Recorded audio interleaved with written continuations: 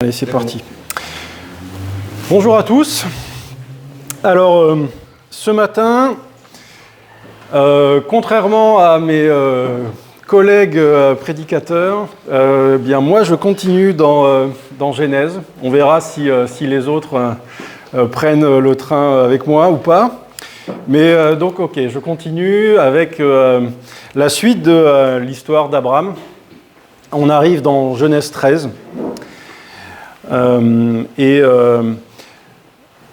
lit donc, ça fait suite donc à ce passage qu'on a étudié il y a un mois, où Abraham a été appelé par Dieu, et donc il a quitté sa terre, d'abord de Our pour aller jusqu'à Haran, et puis ensuite de Haran jusque en Canaan. Appelé par Dieu, il a quitté sa terre avec sa femme, avec Lot, son neveu.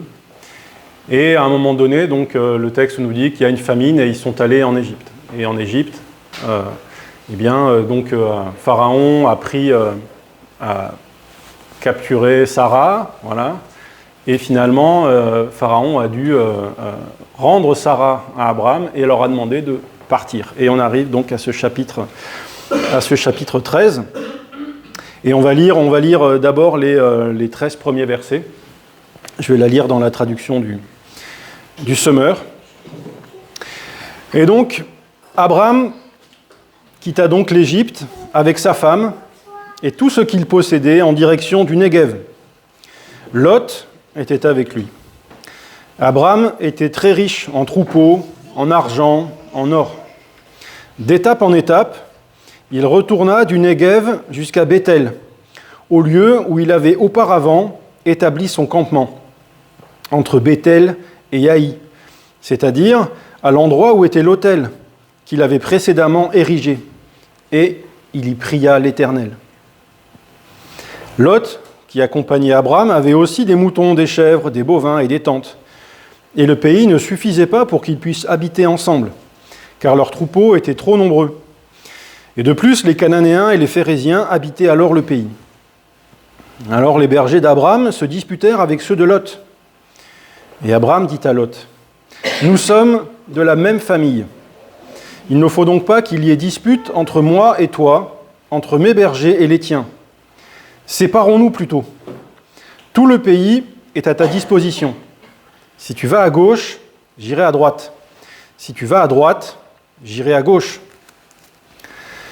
Alors Lot regarda et vit toute la plaine du Jourdain qui s'étendait jusqu'à Tsoar. Avant que l'Éternel eût détruit Sodome et Gomorrhe, elle était comme le jardin de l'Éternel, comme la terre d'Égypte. Lot choisit donc pour lui toute la plaine du Jourdain et il se dirigea vers l'est. Alors ils se séparèrent l'un de l'autre. Abraham se fixa dans le pays de Canaan et Lot s'établit au milieu des villes de la plaine, dressant ses tentes jusqu'aux environs de Sodome. Or, les gens de Sodome étaient pervertis. Ils commettaient de grands péchés contre l'Éternel.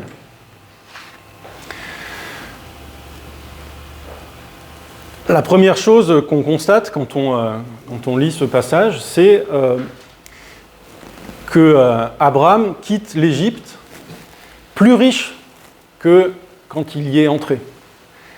D'accord ? Il est entré avec des troupeaux et des serviteurs. Il en ressort avec des troupeaux encore plus grands et avec de l'argent et de l'or. Alors ça fait un peu... Alors il en sort chassé par Pharaon, d'accord, hein, qui lui dit « Écoute, reprends ta femme et va-t'en ». Et évidemment, ça nous fait penser à ce qui va se passer 500 ans plus tard, hein, quand Pharaon va aussi laisser partir le peuple, qui va aussi partir avec des richesses que vont leur donner les Égyptiens. Et quand on lit ça, pour moi, ça m'amène à penser que Abraham, en vivant cela, il a compris que la main de Dieu était présente là où il était. D'accord ? On sait que quand il est parti, Dieu lui avait promis, hein, on en avait parlé la dernière fois, je bénirai ceux qui te béniront, je maudirai ceux qui te maudiront. Il a vu Dieu maudire Pharaon parce qu'il lui avait pris sa femme. La main de Dieu était là et elle était puissante. Et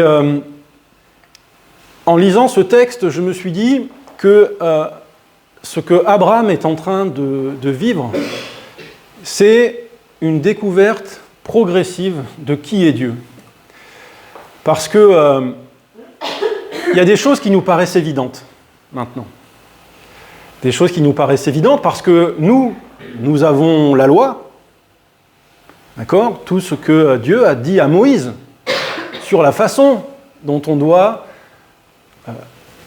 être en relation avec lui. Nous avons le Nouveau Testament qui nous parle de l'amour de Dieu. Abraham, lui, il découvre ce Dieu.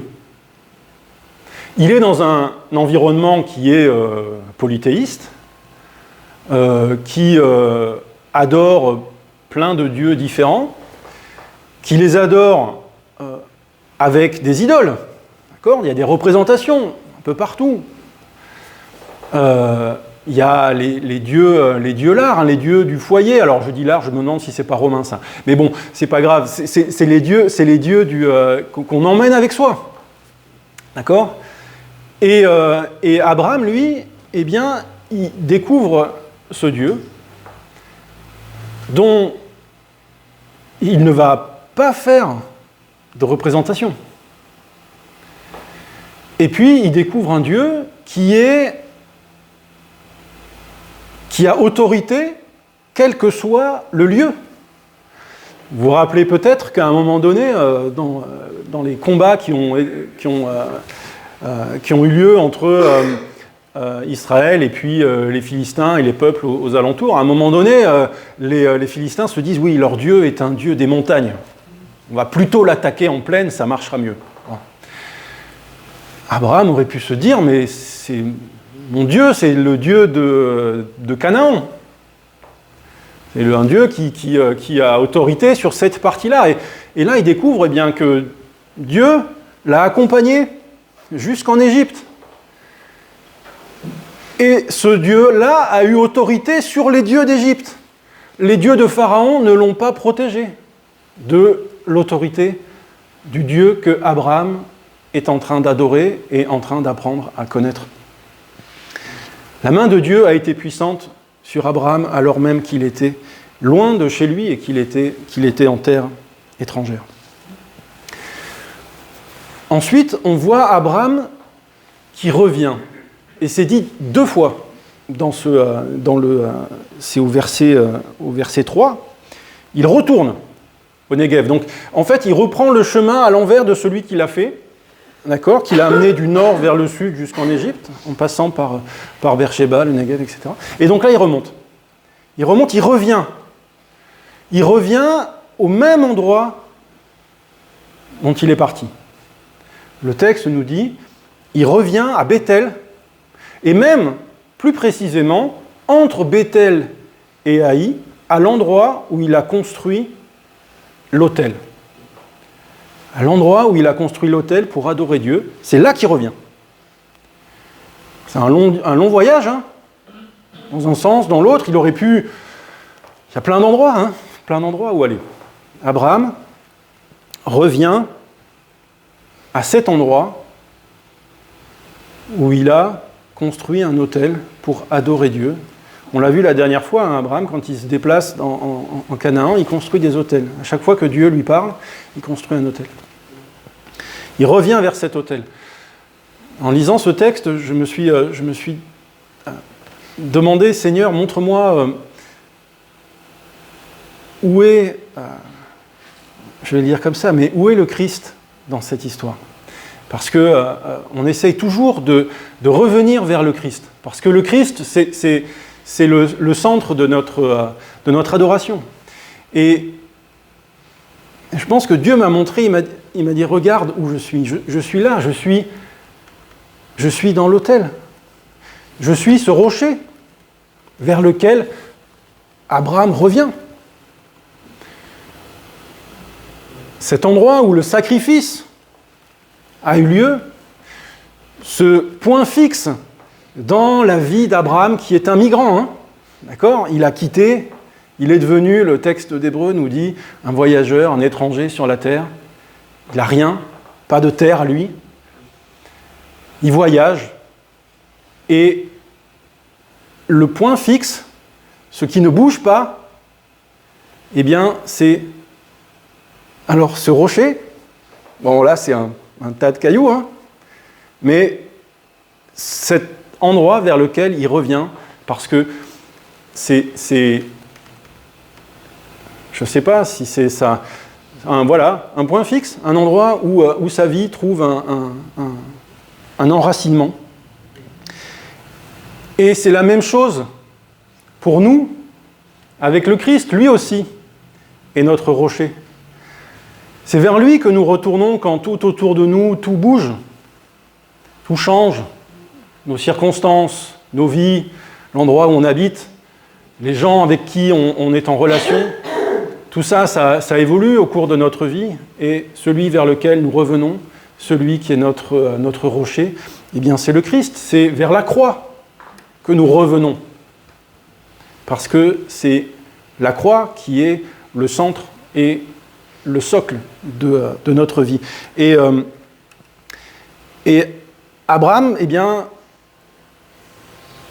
il vit cette relation avec Dieu, ce Dieu vers lequel il revient, et il revient vers un Dieu qui est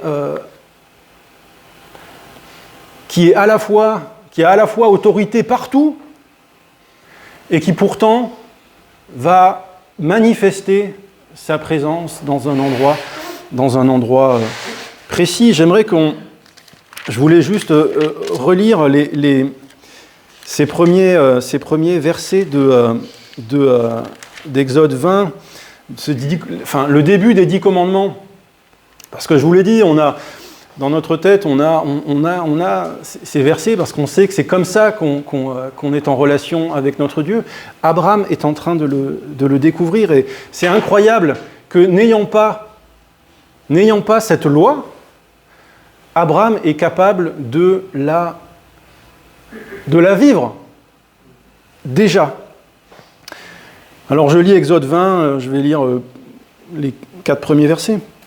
Alors Dieu prononça toutes ces paroles, « Je suis l'Éternel ton Dieu, qui t'a fait sortir d'Égypte. » Et Abraham vient de le vivre. « Du pays où tu étais esclave. Tu n'auras pas d'autre Dieu que moi. Tu ne te feras pas d'idole, ni de représentation quelconque de ce qui se trouve en haut dans le ciel, en bas sur la terre, ou dans les yeux plus bas que la terre. Tu ne te prosterneras pas devant de telles idoles, tu ne leur rendras pas de culte, car moi, l'Éternel ton Dieu, je suis un Dieu qui ne tolère aucun rival. »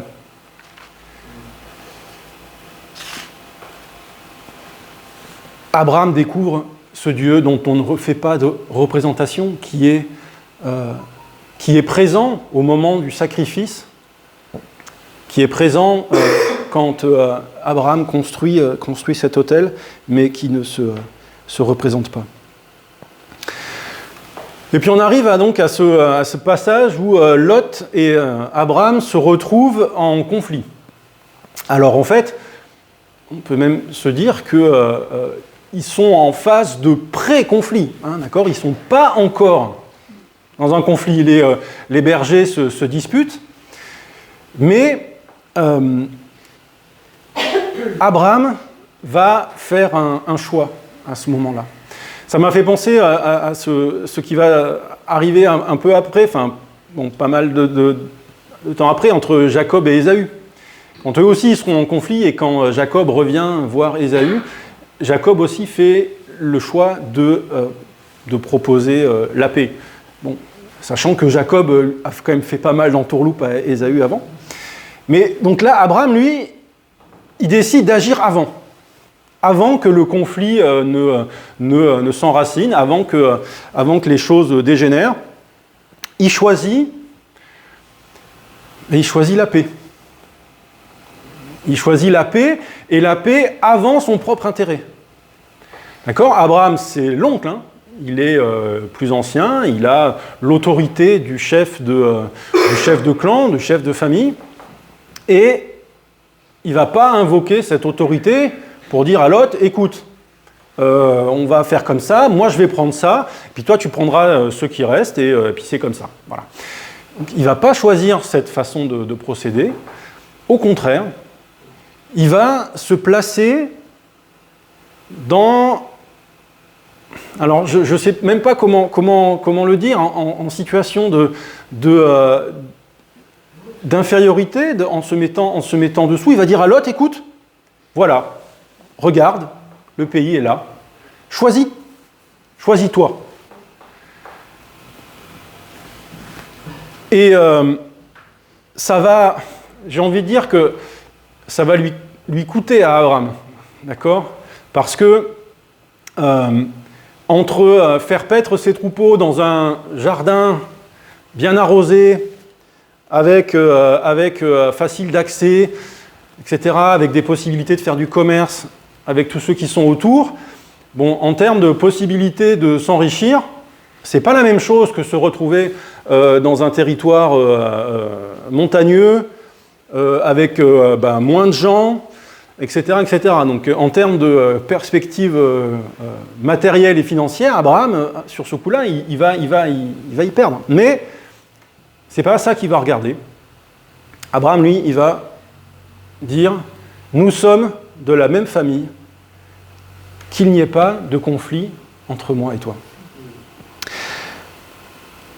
De l'autre côté, Lot, lui, il va aussi faire un choix. Et le texte nous dit, Lot regarda. Et il regarde quoi? Il regarde la plaine. Il regarde... le texte nous le présente comme le jardin d'Éden, d'accord? Comme la terre d'Égypte, hein, celle qui est traversée par le Nil, et qui est donc verdoyante et prospère. Donc Lot, lui, il voit ça. Il voit ça, et bien sûr, ils sont... Alors, on imagine qu'ils sont un peu sur une montagne, hein, pour pouvoir regarder comme ça la plaine du dessus. Donc lui, il est en haut, et il voit si je descends, j'arrive dans un jardin verdoyant et prospère. Et Lot, il va choisir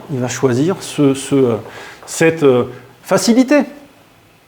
C'était le chemin le plus évident, le plus séduisant. Le texte met ça quand même en évidence, hein, qu'à l'œil, c'était attirant. Et Lot va y aller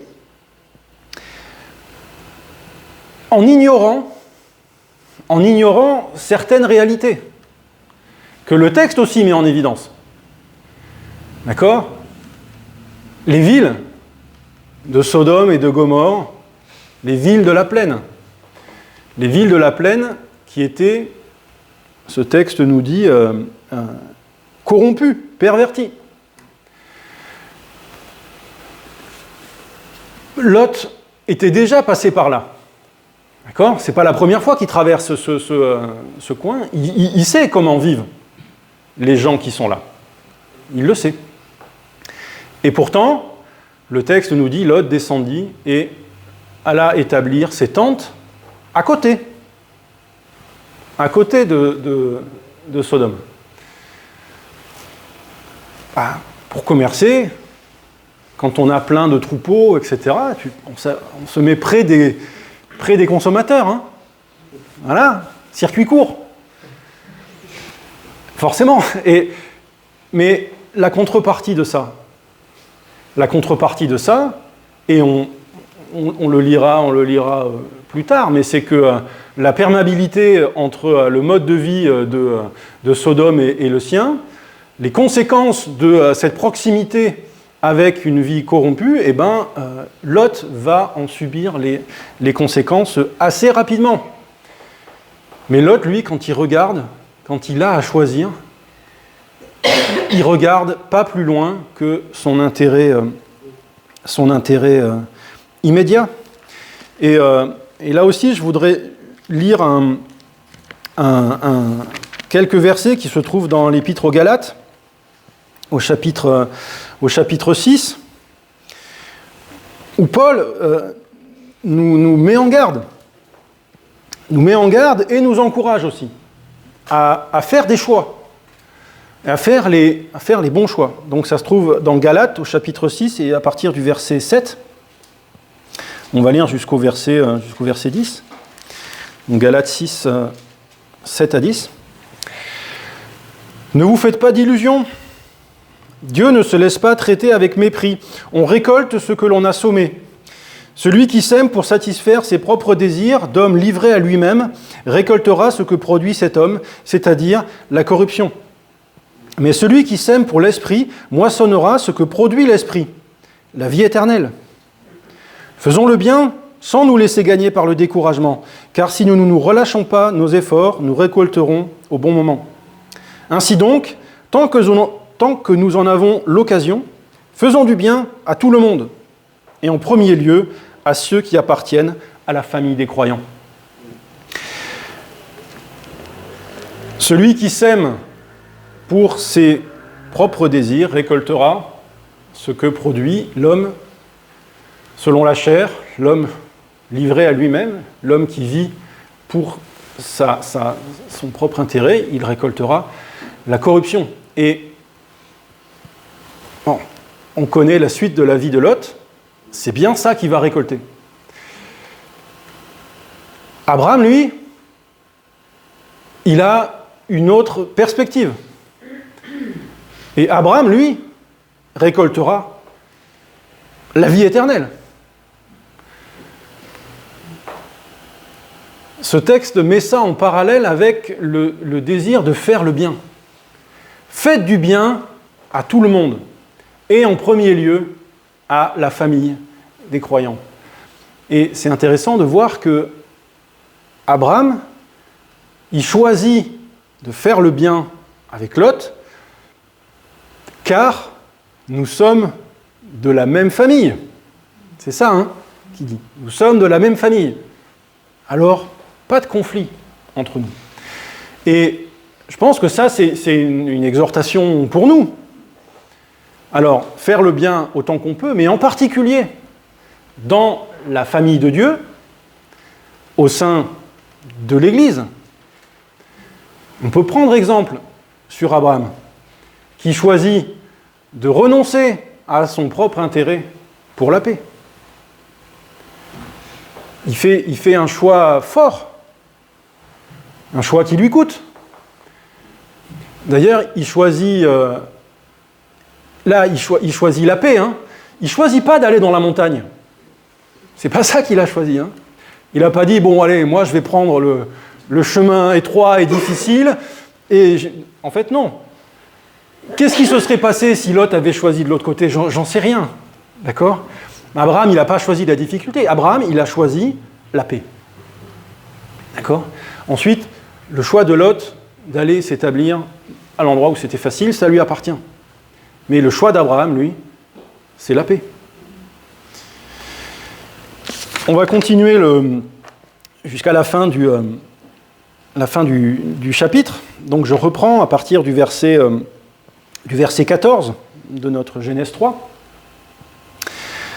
Donc là, c'est l'Éternel qui dit à Abraham, après que Lot se fut séparé de lui, « Lève les yeux et regarde depuis l'endroit où tu es, vers le nord, le sud, l'est et l'ouest. Tout le pays que tu vois, je te le donnerai, à toi et à ta descendance pour toujours. Je rendrai ta descendance aussi nombreuse que les grains de poussière de la terre. Si on peut compter les grains de poussière de la terre, alors on pourra aussi compter ta descendance. Lève-toi, parcours le pays en long et en large, car je te le donnerai. » Alors Abraham déplaça son campement et vint se fixer près des chênes de Mamré, aux environs d'Hébron. Et il bâtit là un autel à l'Éternel. Dieu parle à Abraham. Et le texte nous dit, après qu'il se soit séparé de Lot. Ça met d'abord en évidence le fait que la promesse, ce chemin du salut, eh bien, il va passer par Abraham. Et il ne va pas passer il ne va pas passer par Lot. D'accord ? On voit déjà ce chemin qui choisit une voie. Alors, le texte ne dit pas que... Enfin, c'est une continuité, bien sûr. Mais, donc Dieu va confirmer la promesse qu'il a déjà faite. Il avait promis à Abraham qu'il serait le père d'une grande nation. Et donc là, il enfonce le clou en disant, bien voilà, ta descendance sera aussi nombreuse que les grains de sable. Il y a un peu plus loin, il parlera des étoiles du ciel. Enfin, donc c'est des hyperboles qui mettent en avant le fait que cette descendance sera innombrable. Et ce qui est intéressant, c'est de voir comment Dieu va conduire Abraham c'est toujours pareil, à prendre possession de cette promesse. Le texte d'Hébreux nous dit que Abraham donc marchait par la foi et il voyait à l'avance la cité de Dieu. D'accord ? Cette promesse qui est devant. Parce que là, ici, il s'agit bien d'une promesse. Abraham ne la verra jamais. D'accord ? Il ne verra jamais ses descendants posséder ce pays. Et on peut même dire que même nous, aujourd'hui, donc 5000 ans après, on n'a toujours pas vu la réalisation complète de cette promesse. Même au temps de Salomon, eh bien, il y avait des parties du territoire promis qui n'étaient toujours pas sous autorité israélienne. La bande de Gaza, d'accord, elle a toujours été aux Philistins, même au temps de Salomon. D'accord ? Donc, et aujourd'hui, voilà, on sait donc cette promesse-là, elle est toujours en voie d'accomplissement. Toujours devant, toujours comme quelque chose qui manifeste le plan de Dieu, mais qui est en chemin. Et Dieu va dire, il va lui donner 2 ordres à Abraham. Le premier, c'est qu'il va lui dire, bon, lève les yeux et regarde. Là, ce texte nous dit l'Éternel parla à Abraham. Moi, j'aime penser que c'est le Christ qui lui parle, parce qu'il parle vraiment comme le Christ. On va voir, lève les yeux et regarde, et puis un peu plus loin, lève-toi et marche. Ça ressemble quand même beaucoup à des paroles que le Christ a prononcées quand il était sur terre. Lève les yeux et regarde. Quand on marche, alors moi j'aime bien, je vais me balader souvent, je marche beaucoup dans la forêt, etc. En règle générale, quand on marche, si on marche un peu vite, on regarde par terre, parce qu'il y a des cailloux partout, et que si on ne fait pas attention, on a une chance sur 2 de se casser la figure. Donc, on regarde par terre. Et de temps en temps, on s'arrête, puis on lève les yeux pour profiter du paysage. Dieu dit à Abraham, lève les yeux et regarde. Parce que, effectivement, dans notre vie de tous les jours, on regarde par terre pour éviter les embûches, les problèmes, tout ce qui peut nous arriver de la vie quotidienne. Et Dieu dit, mais lève un peu tes yeux et puis regarde la promesse que je te fais. Regarde ce pays qui est devant toi.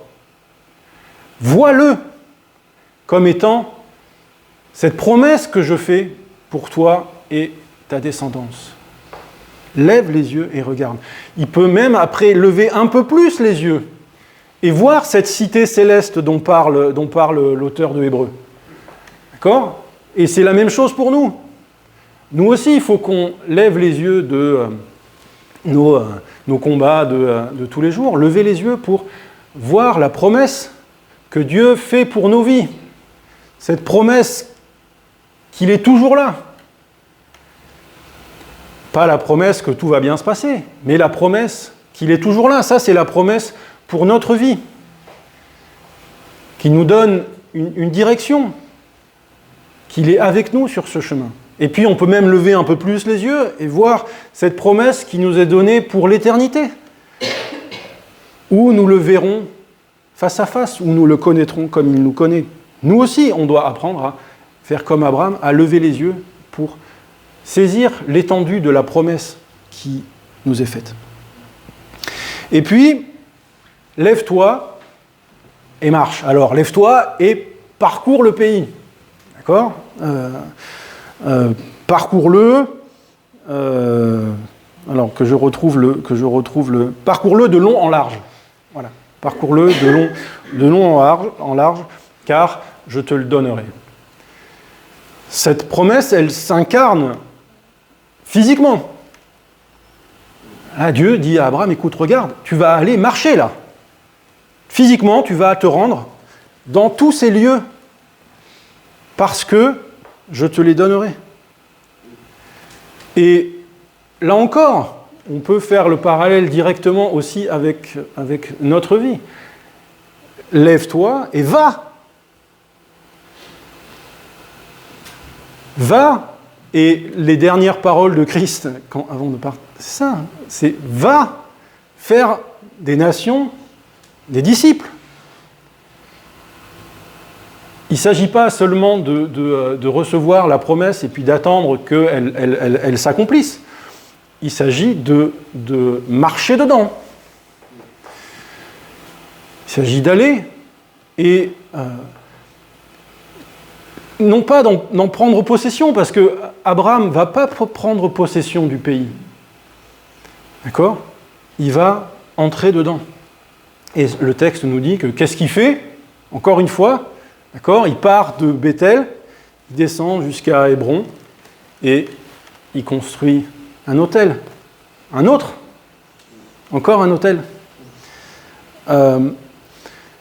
Donc se lever et aller, évidemment que ce n'est pas facile.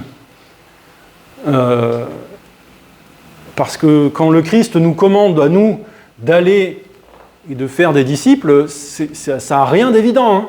Je vous le dis, évidemment, tout le monde ici on a bien conscience et on voit bien combien c'est difficile d'aller vers les gens, de porter l'évangile à ceux qui n'ont pas particulièrement envie de l'entendre. Pourtant, la promesse est là pour le monde. Et c'est à nous de la porter et d'aller. Donc, je conclus là-dessus. Donc, Abraham, il fait ça. Le texte nous dit, le dernier verset, alors, Abraham se déplaça, il prit son campement et il alla plus loin. Et il construit un autel. Et c'est intéressant de voir, on a dit, voilà, quand il est revenu à l'autel qu'il avait construit une première fois. Et puis là, il part et il fait un autre autel. Ça veut dire que l'important, c'est pas l'autel en lui-même. D'accord ? L'important, c'est la relation, c'est le lien qu'il construit avec Dieu à travers ces moments particuliers. On sait que plus tard, le point de ralliement de l'adoration du peuple, ce sera le temple. D'accord ? C'est là que Dieu va manifester sa présence d'une façon particulière. Et quand on lit les rois, les chroniques, etc., on voit bien qu'il y a un combat pour que le peuple vienne au temple. D'accord ? Et ne construise pas des hauts lieux un peu partout. Parce que la dispersion de l'adoration amène à une dispersion finalement de la loi.